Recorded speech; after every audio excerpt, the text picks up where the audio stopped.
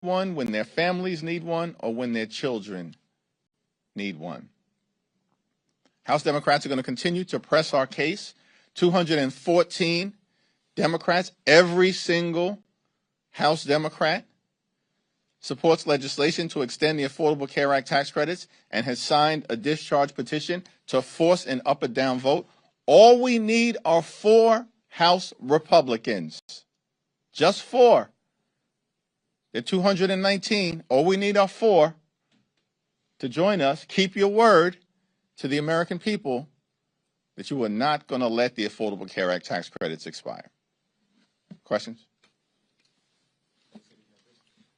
What are you hoping to get sort of information from this Gang of 8 briefing? What do you hope to share? And just follow up to that, there's a provision in the NDAA that restricts some of the Pentagon travel budget if the video of that double tap strike is not released. Do you think that is an appropriate leverage point to try to force the hand of the Secretary? The full video of the double tap strike should be released to the American people so that the American people have an opportunity to determine for themselves whether that strike killing people who were shipwrecked and by all accounts were not presenting any threat to American military personnel, whether that kind of seemingly extrajudicial killing is consistent with American values. If Pete Hegseth and the administration think that their actions are justifiable, what are they hiding from the American people? Release the video. Thanks, Leader Jeffries. Outside of health care, what would Democrats do differently from Republicans in an effort to lower prices? Well, here's what we should do. We need to get rid of the Trump tariffs. And we cannot be confident that the Supreme Court will actually follow the law, because rarely during the Trump presidency have they done that.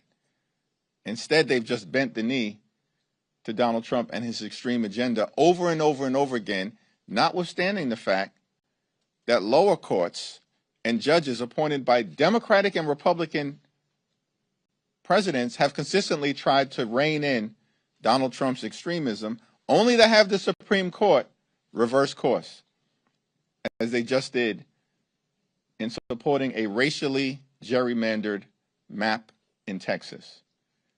So what House Democrats will do immediately to try to drive down costs is to eradicate the Trump tariffs as they've currently been put into place. Why?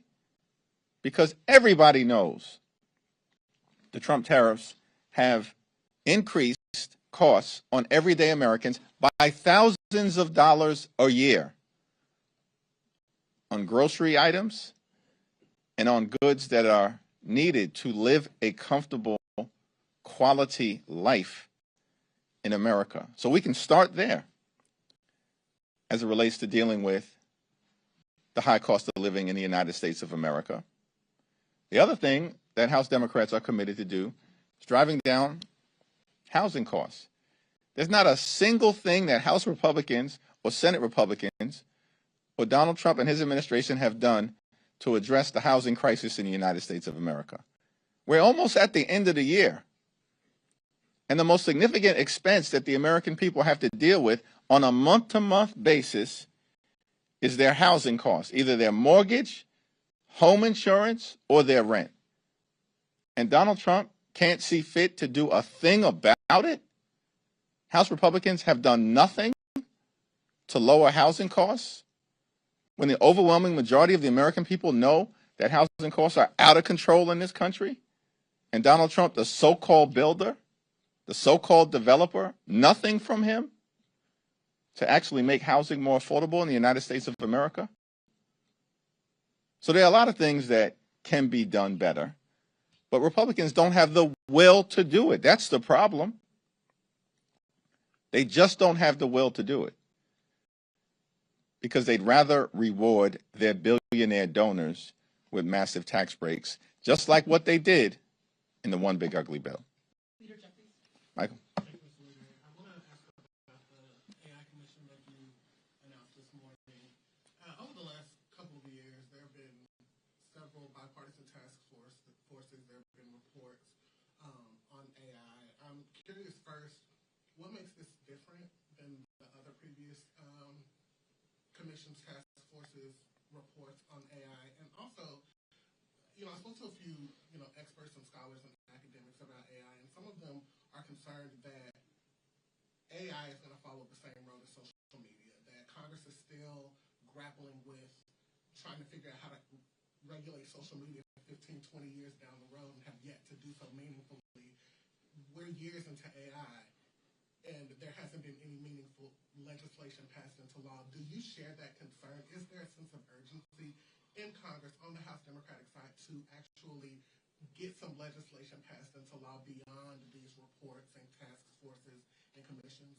Well, artificial intelligence is a transformative technology that has the potential for so much incredible good, particularly as it relates to medical breakthroughs and providing high-quality academic and educational excellence to people who live in communities that have historically been under-resourced for decades. We want to make sure that America can continue to lead in the growth and development of artificial intelligence related to our companies, as opposed to the Chinese being able to dominate this space.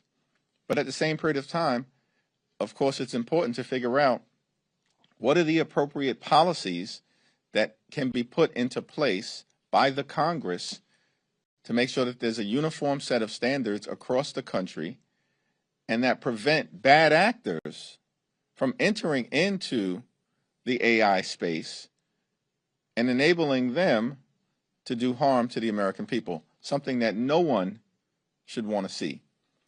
And so the House Democratic Commission on Artificial Intelligence and the Innovation Economy is going to engage in a thoughtful exploration so we can develop a set of policies in consultation with stakeholders all across the country, including experts within the industry space, because House Republicans have decided to abdicate their responsibility.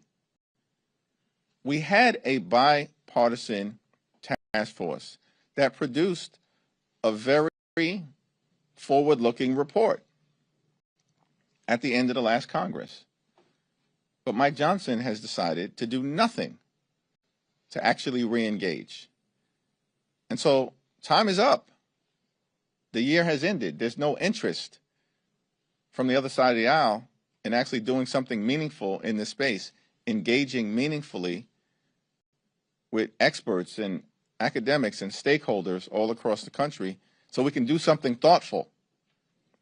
And that's why we've decided to launch this commission, led, of course, by Ted Lieu, Josh Gottheimer, Valerie Foushee, and, of course, as ex officio members, Zoe Lofgren and Frank Pallone. Mr. Leader. Thanks. Which one? You.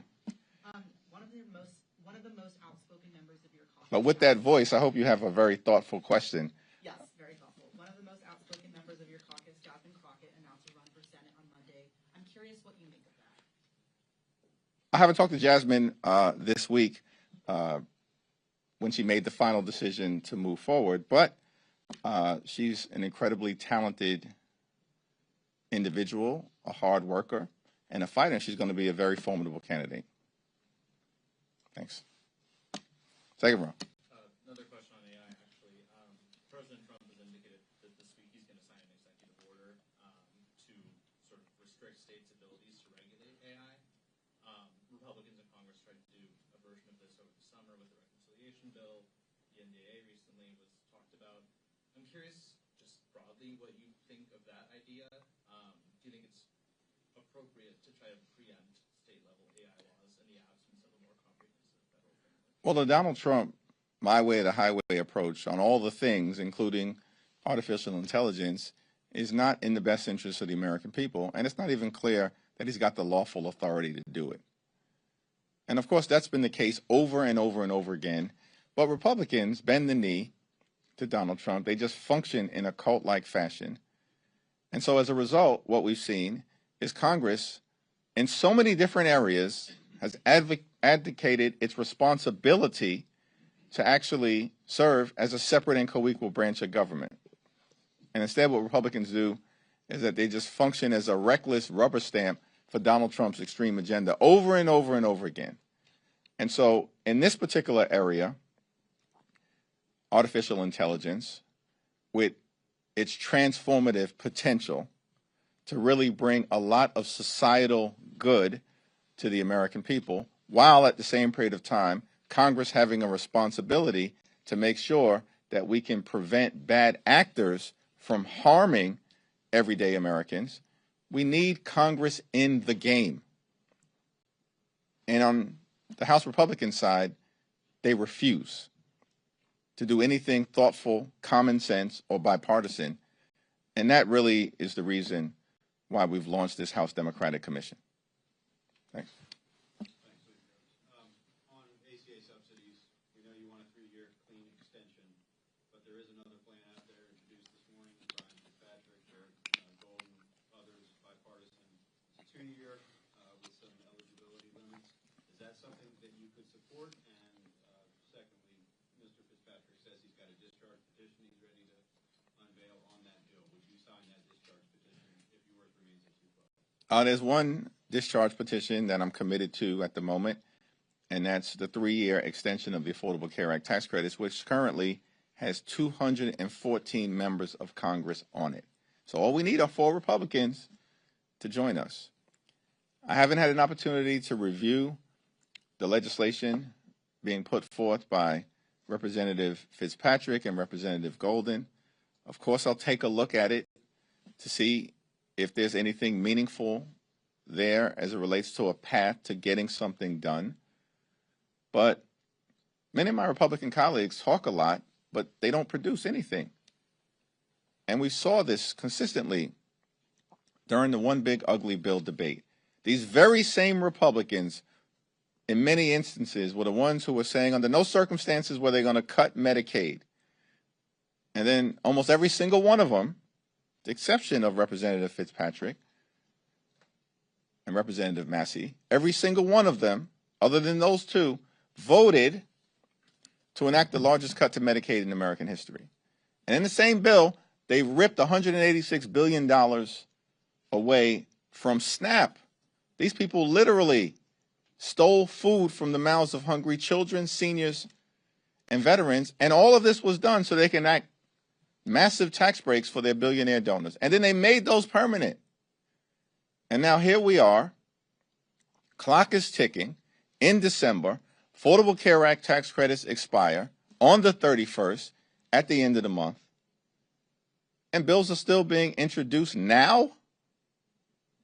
Listen, the most meaningful path forward, clearly, is for just a handful of Republicans to join us in the House, and for just a handful of Senate Republicans to vote in the next day or so on the bill that will be on the Senate floor that will extend the Affordable Care Act tax credit, so that tens of millions of people, including in dozens of Republican-controlled states, don't have their health care snatched away from them because it becomes unaffordable.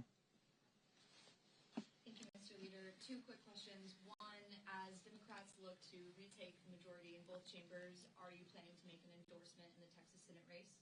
And 2, yesterday, Congresswoman Crockett said that she won't need to win all the Trump voters in order to win the Texas Senate race. And given that state is dominantly red, would you say that it's vital that any candidate projects their message across the board to every single voter in order to win the state?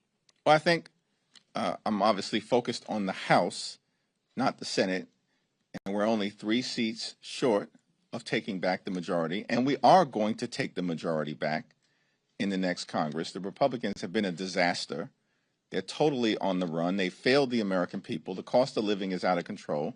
Democrats are the only group of people in this town and across the country actually interested in dealing with the affordability crisis, that's where our focus will continue to be.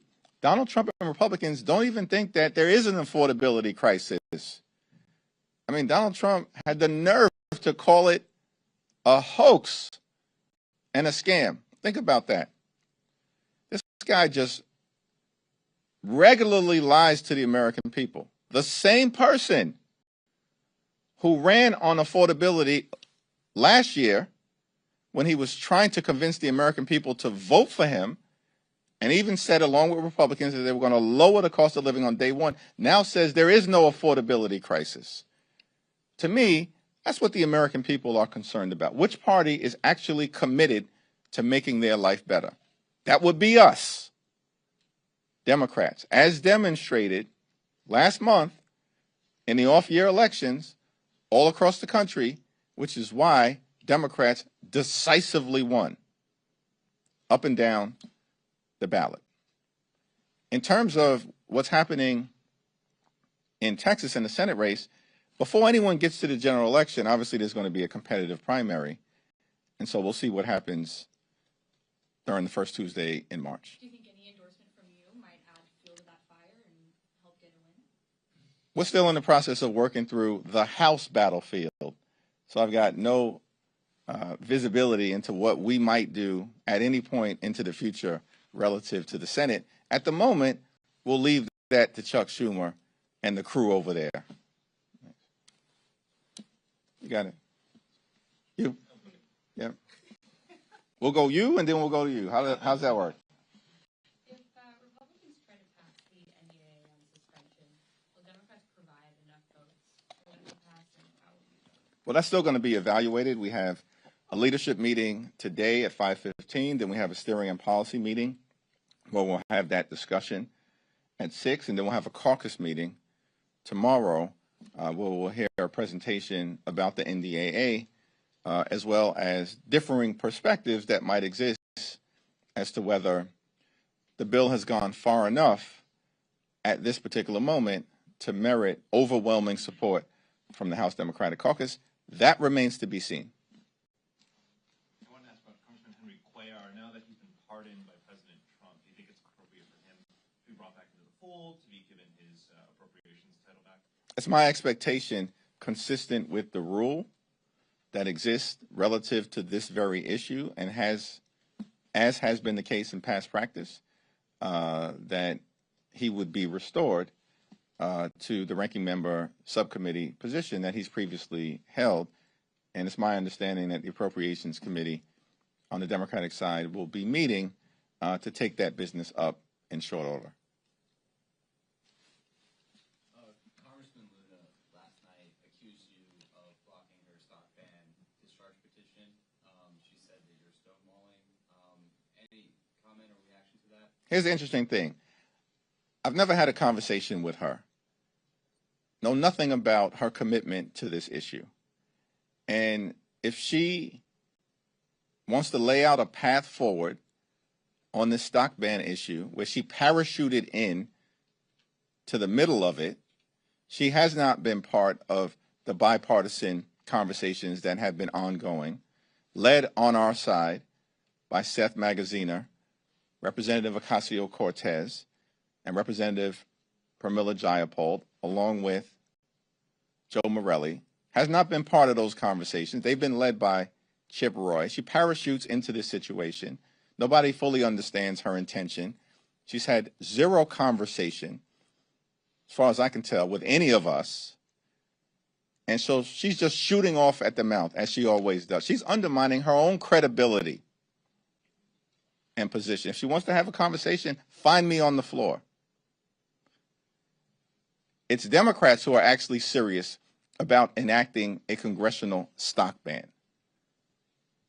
And we're committed to using every tool available to make sure that this happens. Why doesn't Representative Anna Paulina Luna go talk to the Deputy Speaker, Mike Johnson? He's the one that a few days ago said her discharge petition was dead on arrival. See, when she runs off at the mouth, she loses all credibility. Talk to your own team. We're committed committed to this effort on the House Democratic side. And as a matter of fact, if she's interested in dealing with corruption, do something about the active ongoing crime scene coming out of 1600 Pennsylvania Avenue. The most corrupt administration in American history, and it's not even close.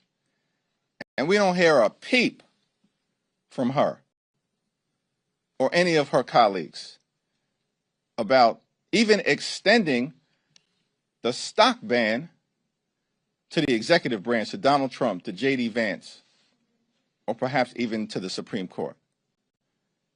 So we're committed to this issue as Democrats. We want to make it happen. The only open question about whether we're going to move forward and deal with this aspect of cleaning up corruption in this town, a congressional stock ban, is whether Republicans have the will to partner with us in a bipartisan way. Thank you, everyone.